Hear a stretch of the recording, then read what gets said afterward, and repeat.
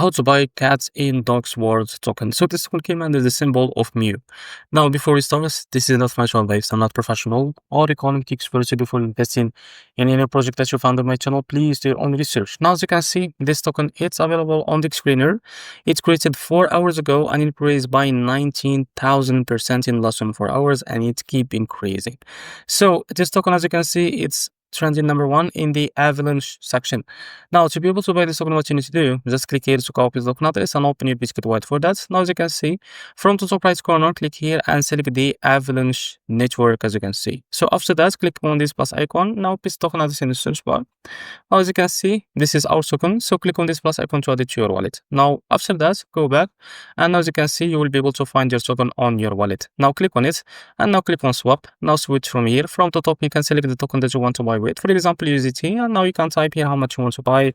And this is how much you will be able to receive that token, as you can see here. So as you can see, so after that, click here on swap and you will be able to buy this token on your wallet. So this is how to buy MEW token. If you found this very helpful, please like and subscribe. See you next video.